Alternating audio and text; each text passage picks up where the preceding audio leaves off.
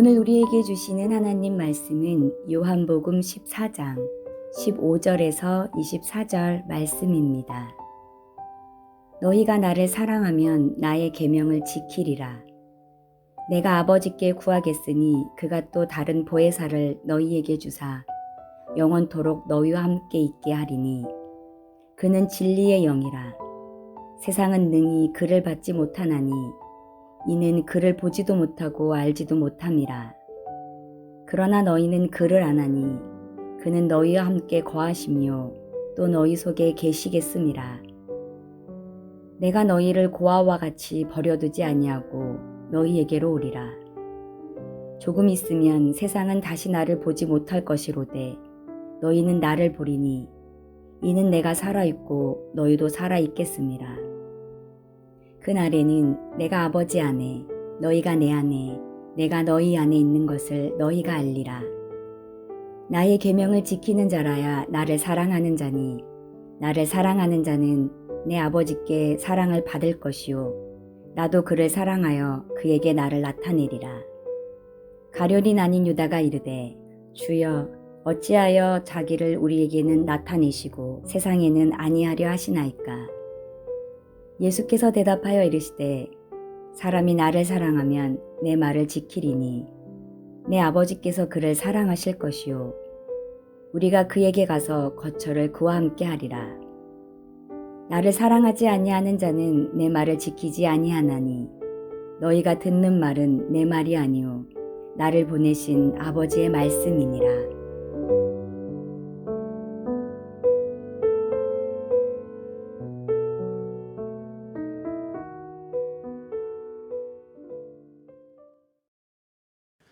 오늘 본문에 들어있는 말씀 가운데 요한복음 14장 16절에서 17절은 성령님께서 누구신지 그리고 성령께서 무엇을 하시는지에 대해서 주님께서 가르쳐 주신 귀한 말씀입니다.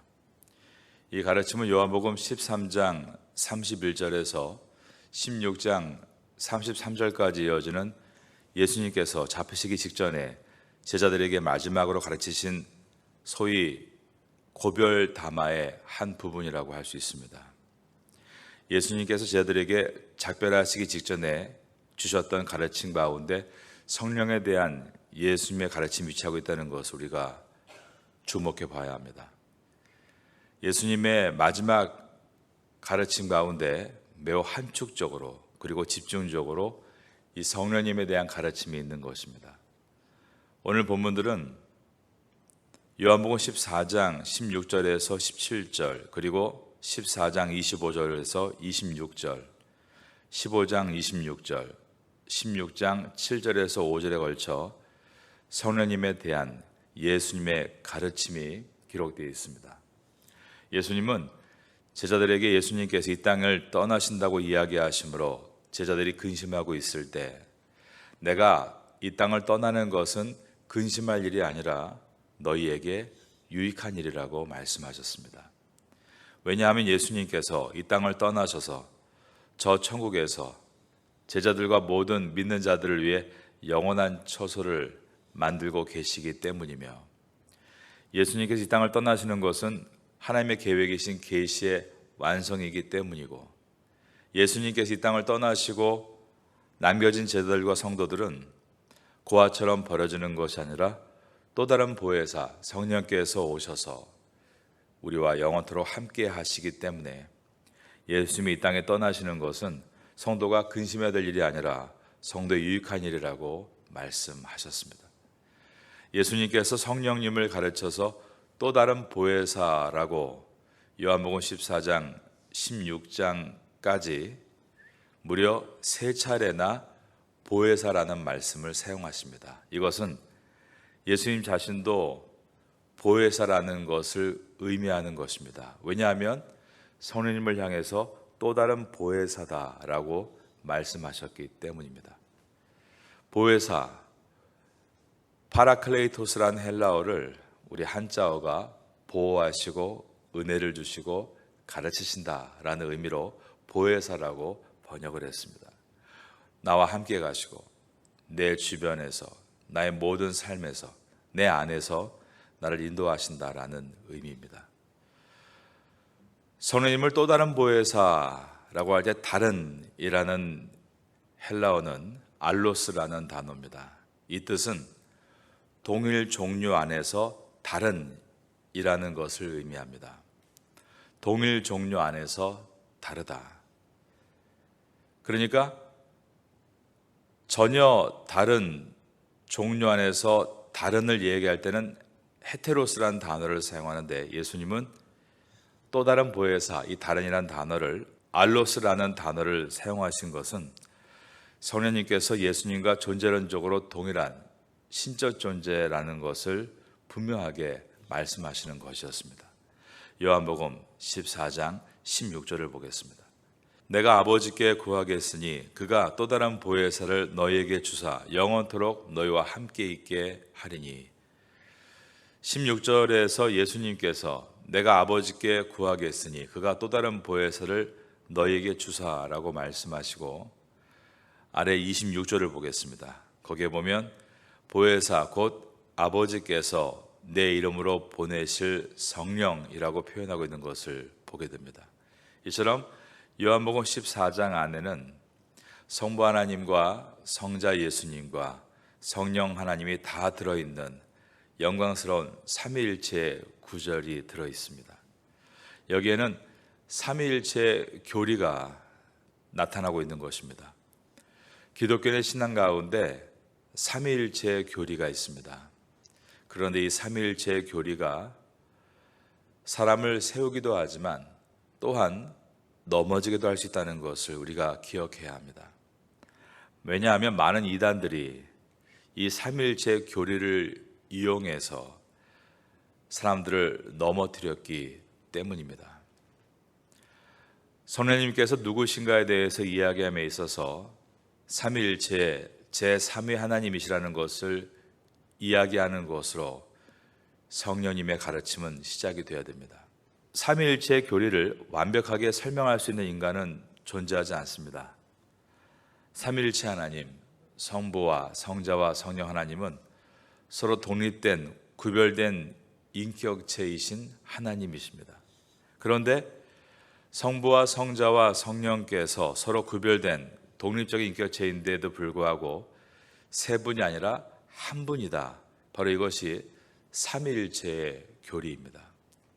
이런 존재는 역사 가운데, 아니 온 우주 가운데 유례가 없는, 이해할 수 없는 존재의 방식이기 때문에 삼위일체 대신 하나님의 존재를 사도 바울은 신비다, 헬라어로 무스테리온이라고 했고 이 단어에서 영어 미스테리가 나왔습니다.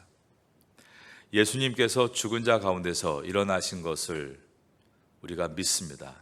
그런데 그 놀라운 신비를 사도 바울은 무스테리온이다, 비밀이다, 신비다라고 말했는데 삼위일체 되신 하나님의 존재, 바로 그 자체가 더 깊은 무스테리온, 신비의 영역인 것입니다. 삼위일체의 신비를 전부 다 이해할 수 있다는 태도는 잘못된 것입니다. 그렇다고 해서 삼위일체 교리를 전혀 이해할 수 없다라고 하는 태도 역시 방관적인 태도입니다.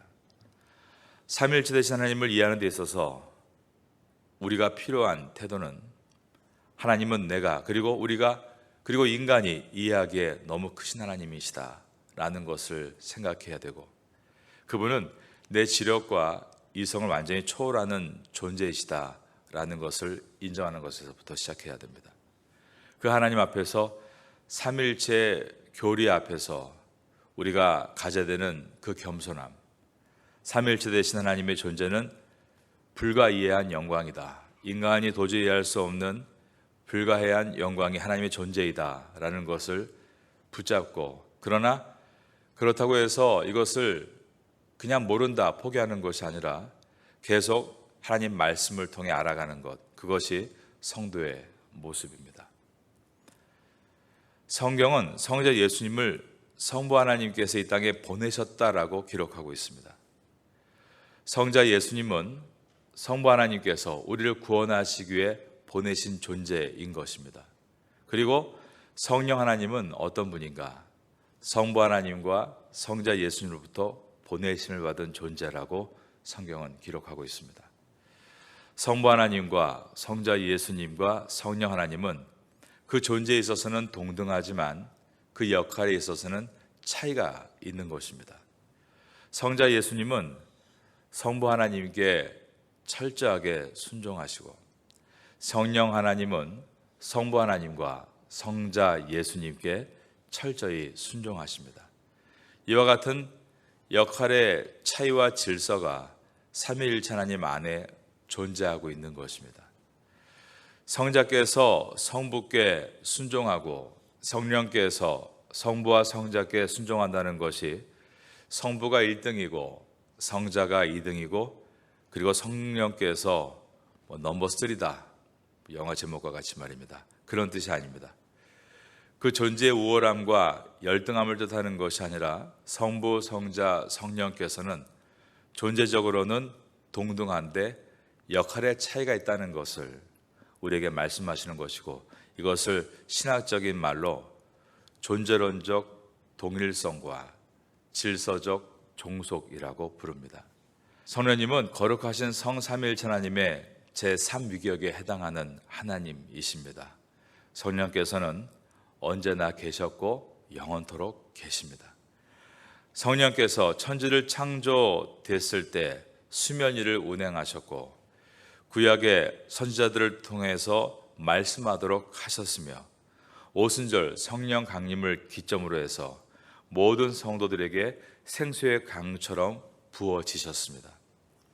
구약시대에는 존재하지 않다가 신약에 존재하신 것이 아니라 구약시대에도 엄연히 존재하셨고 활동하셨는데, 예수님께서 부활 승천하신 후에 오순절 성령 강림 사건을 통해 성령님께서는 모든 성도에게 기름 부어지듯 부어지셨습니다.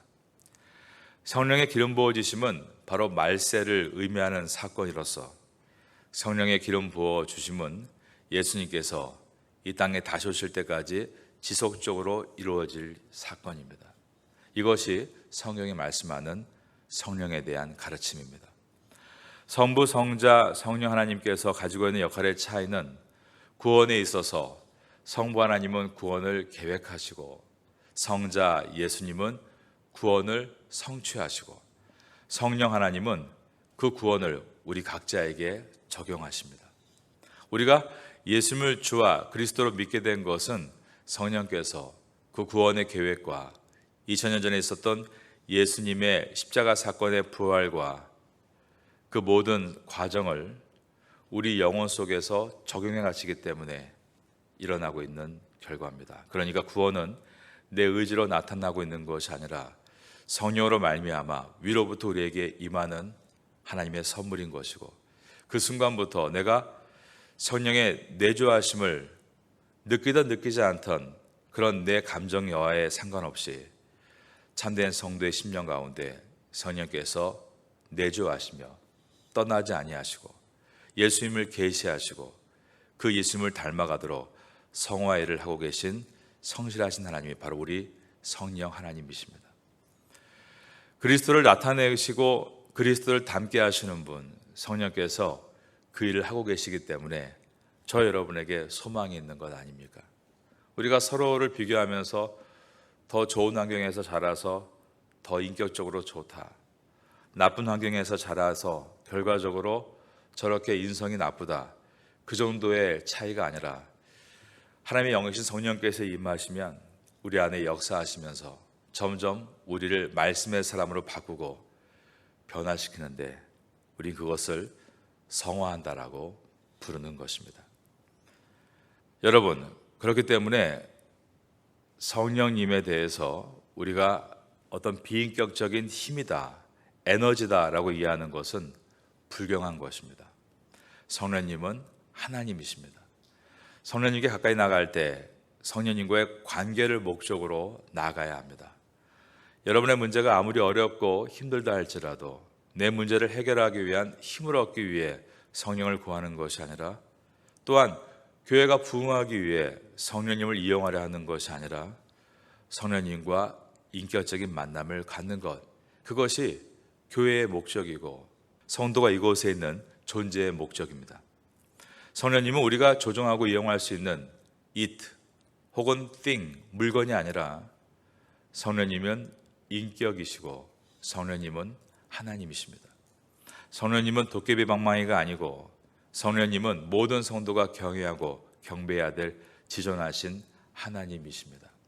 성령님의 능력은 인간의 필요에 따라서가 아니라 성령님께서 성령님의 뜻을 따라 우리에게 부어주시는 능력입니다. 우린 그것을 겸손하게 인정하고 받아들이고 내가 잡아서 넣는 것이 아니라 내 빈 마음에 그분이 충만히 임하시도록 사모해야 하는 것입니다. 삼위일체 하나님께서는 다양성 속에서 통일성을 가지고 계신 분이십니다. 하나님은 삼위일체 되신 하나님을 믿는 성도들에게 적용해 주실 때 우리 성도들도 다양성과 통일성을 갖기를 원하십니다. 그러면 삼위일체 하나님을 믿는 성도의 다양성과 통일성은 우리의 삶 가운데 어떻게 적용될 수 있습니까? 가정생활에 있어서 아내는 남편에게 복종하고 남편은 아내를 사랑합니다. 성경의 말씀입니다. 그런데 남편과 아내가 가지고 있는 존재론적 가치는 절대적으로 동일하다는 것입니다. 다만 남편과 아내에 있어서 성부, 성자, 성령의 역할에 차이가 있는 것처럼 역할의 차이가 있을 뿐입니다. 이것을 기억하면서 우리의 가정이 다양성과 통일성, 어느 한쪽도 잃어버리지 않을 수 있는 가정이 될 수 있기를 우리가 늘 깨어서 지켜나가야 됩니다. 뿐만 아니라 교회는 그리스도의 몸입니다. 그리스도의 몸에는 여러 지체가 있습니다. 목사도 있고 장로도 있고 권사도 있고 안수 집사님도 있고 집사님도 있고 평신도도 있고 방금 막 회심한 사람도 있습니다. 목사든 어린아이든 연로한 사람이든 그냥 평신도든 하등에 관계없이 우리가 하나님 앞에서 모두 절대적으로 동등한 가치를 가지고 있다는 것을 잊지 말아야 됩니다. 다만 교회 안에 모든 성도들은 그 역할의 차이가 있는 것이고 그 역할의 차이에 따라서 순종과 질서를 지켜나가는 것입니다. 우리 파테아 선교교회가 삼위일체의 다양성과 통일성을 반영하는 건전하고 건강한 교회가 될 수 있도록 기도해 주시기 바라겠습니다. 보혜사라고 번역된 성경 원어 파라클레이토스는 마치 무지개 안에 여러 가지 색깔이 있는 것처럼 보혜사라는 이 파라클레이토스 단어 안에는 매우 다양한 의미가 있습니다. 그 안에 있는 의미들은 이런 것입니다. 위로자다, 상담자다, 변호자다, 돕는 자, 후원자, 감동케 하는 자. 얼마나 좋습니까? 이것이 파라클레토스에 들어있는 의미입니다. 실제 성령께서 그 일들을 담당하시는데 또 다른 보혜사이신 성령께서 오시기 전에 예수님이 공생애 동안 그 일을 먼저 담당하셨습니다. 이제 예수님은 부활 승천하신 후에 이 일을 성령님께 위임하십니다. 그리고 성령께서 지금까지 그 일을 하고 계시는 것입니다. 오순절 이후에 복음이 전파되는 곳이면 어디든지 어디서든지 예수님의 대리자여 예수님의 대표자로서 성령님께서 모든 성도의 머리와 가슴에 끊임없이 지금도 이 보혜사의 역할을 하고 계십니다. 성령님의 사역이 없이 신자가 될 수 있었던 사람은 한 사람도 존재하지 않았고 성령님의 사역이 없이 교회다운 교회가 되는 일도 이 땅에는 전혀 있지 않았습니다. 언제나 성령께서 성실하게 우리의 심령 속에 우리의 교회 안에 일하고 계십니다. 17절을 보겠습니다. 그는 진리의 영이라 세상은 능히 그를 받지 못하나니 이는 그를 보지도 못하고 알지도 못함이라. 그러나 너희는 그를 아나니 그는 너희와 함께 거하시며 또 너희 속에 계시겠음이라. 그리고 주님께서는 아래 26절을 보시면 보혜사 곧 아버지께서 내 이름으로 보내실 성령 그가 너희에게 모든 것을 가르치고 내가 너희에게 말한 모든 것을 생각나게 하시리라. 이것이 진리의 영이신 성령께서 하시는 사역이라는 것입니다. 여러분, 인류 역사에는 많은 교사들이 있어 왔습니다. 동양 철학, 서양 철학, 참으로 수많은 훌륭한 교사들이 존재해 왔습니다. 인문학적인 가치가 분명히 있습니다. 나름대로의 고등 종교들은 훌륭한 진리를 담아냈습니다. 그런데 진리를 가르치는 스승들은 많이 있지만 진리 자체인 분은 오직 성령님이십니다. 예수님은 이 땅에 진리를 가르치는 선생이 아니라 진리로 오셨습니다. 내가 곧 길이요 진리요 생명이니 나로 말미암지 않고는 아버지께로 올 자가 없는 유일하신 존재, 바로 그분이 예수 그리스도이십니다. 그리고 그 예수님의 진리의 영으로 오신 분이 바로 성령님이시고 파라클레이토스, 우리 심령 안에 우리를 가르치시는 진정한 교사가 되십니다. 우리 심령 안에 계시니 개인교사다라고도 말할 수 있겠습니다. 삼위 하나님께서 우리에게 개인교사를 붙여주셨습니다. 바로 성령님이십니다. 그 개인교사이신 성령께서 하시는 일은 예수님께서 공생의 기간 동안 가르쳤던 모든 일들을 제자들에게는 생생하게 기억나게 하고, 그리고 두 번째로 그것을 이해할 수 있도록 도와주셨습니다. 그리고 그것을 어디서든지 적용할 수 있도록 지혜를 부어주신 것입니다. 예수님께서 공생의 기간 동안 제자들에게 하신 말씀, 즉 킹덤 오브 갓, 하나님의 나라에 대해서 많은 말씀을 하시고 또 기적을 통해 표적으로 이해할 수 있도록 인도해 주셨지만 제자들은 영의 눈이 어두워 깨닫지 못하고 오히려 예수님께 늘 책망을 받았습니다. 공생의 기간 동안 예수님의 가르침과 제자들의 이해 사이에는 어마어마한 갭이 있었던 것입니다. 자, 그런데 예수님께서 부활 승천하시고 오순절 성령께서 강림하셨을 때 각 사람에게 임하셨다. 즉 개인 교사가 되셔서 그들을 인도하실 때였습니다. 그들은 수많은 가르침에 대한 깨달음을 얻기 시작했고 그것을 사역에 적용할 때 어마어마한 지혜로 일해 나갈 수 있었습니다. 요한복음이 그것을 증명합니다. 요한이 요한복음을 기록하면서 약 60여 년 전에 깨닫지 못했던 그 모든 것들을 고백하고 있습니다. 그런데 이제 50년, 60년 후에 요한복음을 기록하면서 그때 깨닫지 못했던 하나하나의 사건들을 그는 선명하게 기록해 나아간 것은 요한의 능력이 아니라 요한의 개인교사이신 성령의 인도하심이었습니다. 이처럼 성령께서는 우리에게 들었던 말씀을 깨닫게 해주시고 그 말씀을 적용할 수 있는 지혜를 부어주시는 것입니다. 여러분도 성령께서 여러분 심령 안에 내주하신다는 것을 기억하시고 이 아침에도 그 성령님과 깊은 교제를 할 수 있는 성도가 될 수 있기를 예수님의 이름으로 축원합니다. 요한복음 16장 13절과 14절에는 이렇게 기록되어 있습니다. 그러나 진리의 성령이 오시면 그가 너희를 모든 진리 가운데로 인도하시리니 그가 스스로 말하지 않고 오직 들은 것을 말하며 장래일을 너희에게 알리시리라. 그가 내 영광을 나타내리니 내 것을 가지고 너희에게 알리시겠음이라. 그가 내 영광을 나타낼 것이다. 내 것을 가지고 너에게 알리겠다라고 말씀하셨습니다. 진리의 영이신 삼위이신 성령 하나님, 그분은 자유로 말씀하시는 것이 아니라 예수님의 것을 가지고 말씀하신다라고 되어 있는 것입니다. 또한 예수님은 어떠셨습니까? 요한복음 12장 49절에 이렇게 나와 있습니다. 내가 내 자유로 말하는 것이 아니요 나를 보내신 아버지께서 내게 말할 것과 이를 것을 친히 명령하여 주셨으니, 여기에는 또 예수님 또한 스스로 말씀하는 것이 아니라 보내신 성부 하나님의 뜻을 따라 말씀하는 것이다 라고 되어 있습니다. 여러분 어떻습니까? 요한복음에서 성자 예수님의 겸손과 성령님의 겸손이 느껴지지 않습니까? 예수님조차도 성부 하나님의 뜻을 따라 말씀했다라고 되어 있고 성령님도 예수님의 뜻을 따라 말씀하고 있다라고 되어 있습니다. 하나님께서 이렇게 우리에게 이 말씀을 주시는 이유는 우리가 얼마나 하나님 앞에서 이 말씀을 대할 때 겸손해야 되는지에 대해서 깨닫게 해주십니다.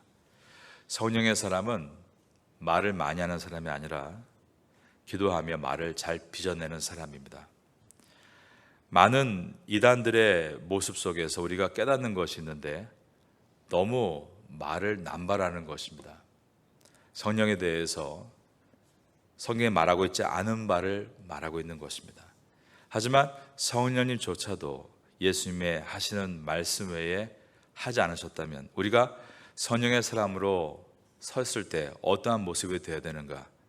그것은 내 말을 섞어서 많이 하는 방종의 사람이 아니라 정말 주님께서 무엇을 원하시는가를 묻고 그 말을 잘 빚어낼 수 있는 겸손의 사람이 되어야 하는 것입니다. 여러분들은 기도할 때 많이 기도하시고 사람에게 말을 나눌 때는 진리를 나눌 수 있는 성도가 될 수 있기를 예수님의 이름으로 축원합니다. 지금은 함께 기도하는 시간입니다. 2월의 공동기도 제목은 첫째, 모든 성도가 생명의 삶, 요한복음 큐티를 통해 신앙의 기초를 다지게 하소서. 둘째, 주일, 새벽, 금요 예배 말씀을 통해 회복과 부흥이 일어나게 하소서. 셋째, 각 구역 예배가 말씀으로 깊어지는 사랑의 공동체가 되게 하소서. 넷째, 모든 사역이 말씀으로 세워지게 하소서. 말씀을 붙잡고 기도하는 귀한 시간 되시기를 바랍니다.